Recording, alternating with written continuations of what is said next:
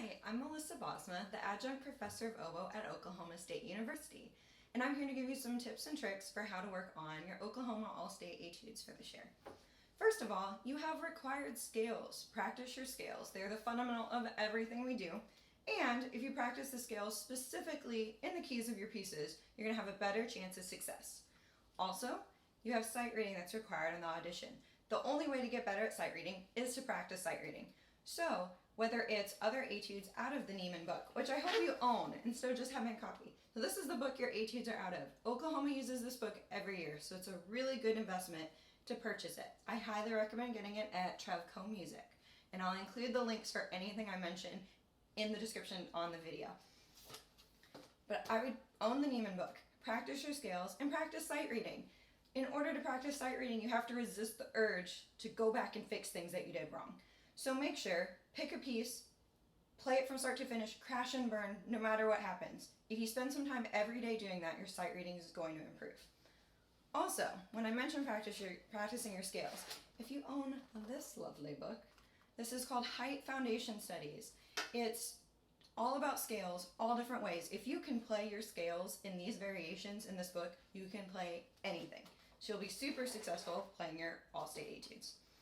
Now, specifically with your etudes, this year your etudes are, your slow one is on page 52, the Adagio, and your fast etude is the Tempo di Polacca on pages 78 and 79. So in your slow etude, you probably notice that you have a lot of sharps to deal with. And I know for most of us in band, sharps are pretty uncomfortable. So I would practice extra doing scales that are in sharp keys and doing more exercises and different patterns with them. Specifically in this movement, what's going to be tricky are some of the more obscure sharps that you probably haven't seen as much of.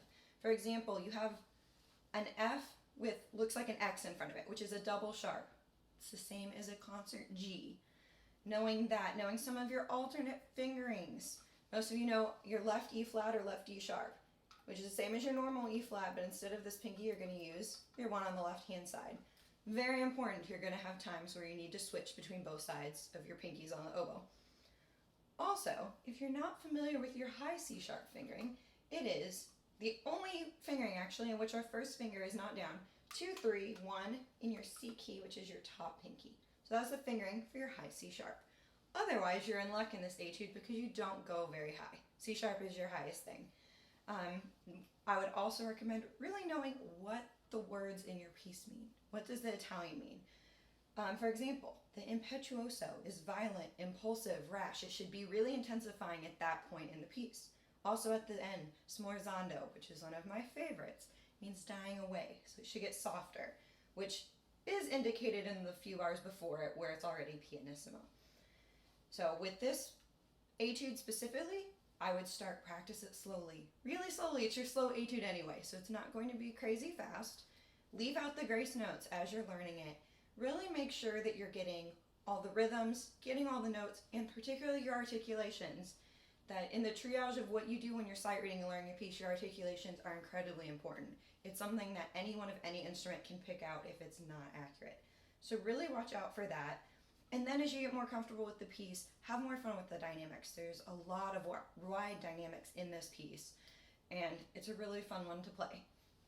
Now, going to your faster of your two etudes, the Tempo di Polacca.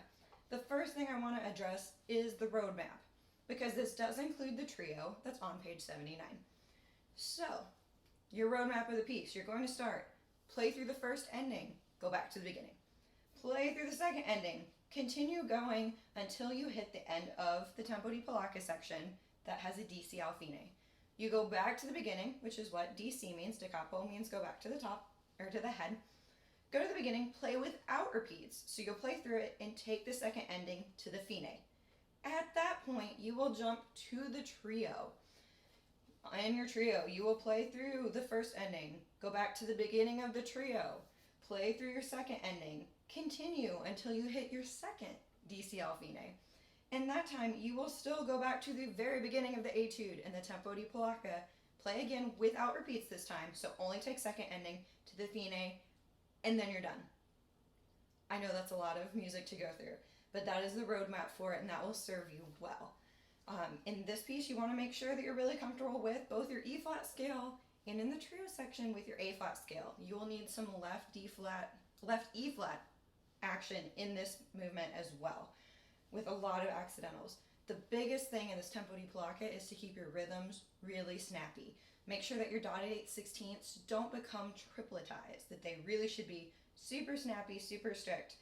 And also know that there are some trill fingerings and things we can use in your 16th note triplets if need be with how fast you're taking it. For me, personally, at the very end of the trio section, where you have your 16ths, where you have the G and then the A flat to B flat to A flat, that's a 16 note triplet. I use my trill fingering because I'm playing it fast enough that doing the clunky A flat to B flat is not comfortable. So in both octaves, your trill fingering, B finger, A flat, and then when you pick up your middle finger, that goes to B flat. So that you get the trill in there. And there may be other spots, if it is really fast, where you could do your C to D trill, which is this lovely little trill doodad, or you have the option of using your first one on your left hand. So those are just a few options and a few tricks. Once you get comfortable with this movement, start adding your grace notes back in. But I would not add them in until you've learned the movement slowly, really gradually sped it up. Remember, if you can play something slowly, you'll be able to play it fast. If you have only learned it fast, you're pretty much stuck with that tempo. So really take the time. You still have a lot of time to your audition. Learn the pieces slowly, and you'll have really good success. So good luck learning those etudes, and good luck on your All-State auditions.